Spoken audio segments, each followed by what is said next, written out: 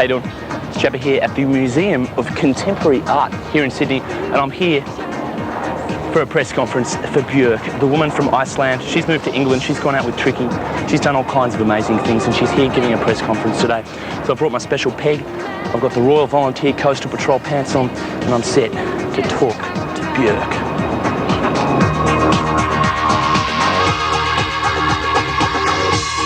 I'm very lucky because in my life I was always surrounded by all the different kinds of music in the world.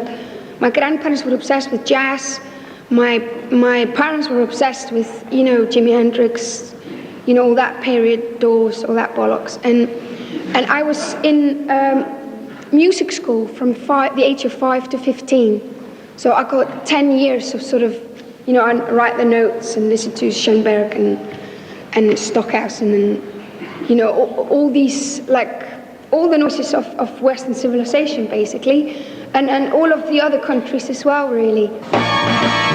You blow a fuse, sing from the damn cuts loose, sing from, so what's the use?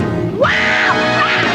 Of falling in love. Björk, does Björk mean anything in Icelandic? Yeah, it's a tree. I think in Australia you call it birch. Birch? Uh-huh. So that's my name. Did your parents call you that? Why did they name you after a birch tree? Well, my mum, in Iceland, actually all names are pretty close to the language still. Because we're very puritanist about our language. We've spoken the same language for 1100 years. It's the language that the Vikings spoke. And because of the isolation of the island, it hasn't changed at all. We can still read what was written, like 1300. Like my son could still read it. Wow. And it's not even thou art mine, it's not even like that. It's just still, and so all the names are all like from nature, really, because we're better pagans, really. Uh-huh. So it's all like birch. My brother's called Eagle, and it sounds like, for you, straight translation would sound like American natives, like Indian names, but that's the way it is in Iceland. It's very sort of still close to nature and that. What about your son's name, Sindri? Sorry? What does Sindri mean? It is actually from mythology, Nordic mythology, and it's the man. Do you know Thor, the god of power? With the hammer? With the hammer, yeah. Sindri is the blacksmith who made the hammer. Wow. So he gives people. It sort of means sparks, like when you see the blacksmith, the sparks that come from hot metal, when two hot metal meet. When you lost your voice on this tour, what kind of effect did that have on you? Is that the first time that you've lost your voice? Yeah, it was one of those situations where you learn to appreciate something you've always taken for granted. It was quite emotional, but it's something I learned to deal with. And yeah, that's it, really. And so peaceful until you ring that bell, bell, shout, you yell, how you broke the spell. When we were preparing to record this album, my accountant called me very upset and said, unfortunately, we might have to go to the Bahamas because it would save a lot of money in tax and that. And it took us like a week to get our head around that one, get the bikini sorted and all that. And then we went, and then it was very hard to stay indoors because when you do an album, you're basically working like 16 hours a day and you get like obsessed with what you're doing. It's very exciting. So you just sleep and work. And so it sort of kind of all just naturally fell into place because the way I learned to sing was just walking around Iceland and as a kid, and it was always a secret and nobody knew about it, and it was my way to keep sane. To sing inside a studio was very, didn't have anything to do with joy for me. It was very sort of anti-freedom. Sort of you get thrown in a box and everything's brown and hairy and you get locked up and then you get headphones and a microphone and you might as well put handcuffs on you as well. And then you're supposed to like express your free mind, go on, you know. And you go like, you know, you might as well just do it on the beach.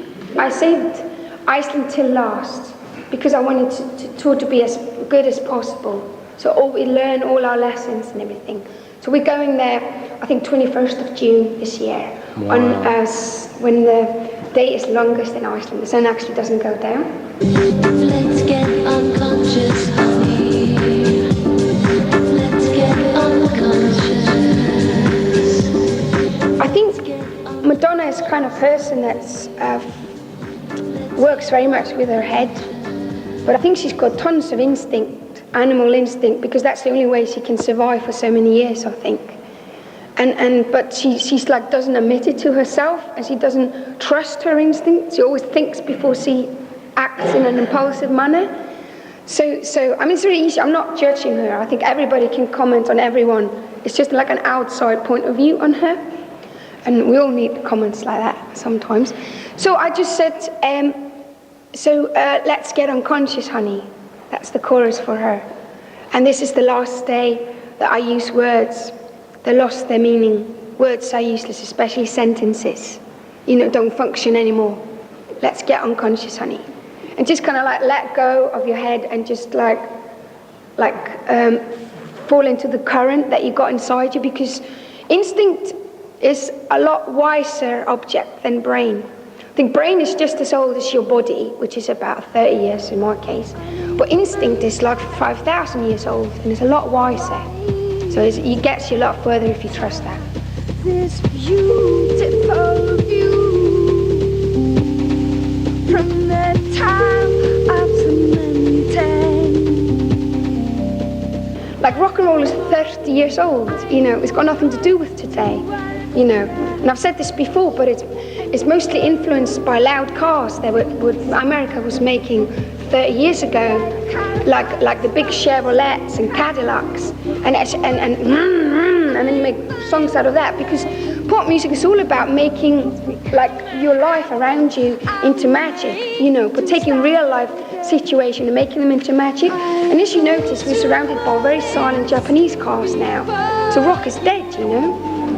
So we should more focus on the noises. We are like the wind. Human voice is still the most influential noise in our life, and like the fax machine and the mobile telephones, and we are so educated when it comes to noises, and that's what we should be making pop music out of.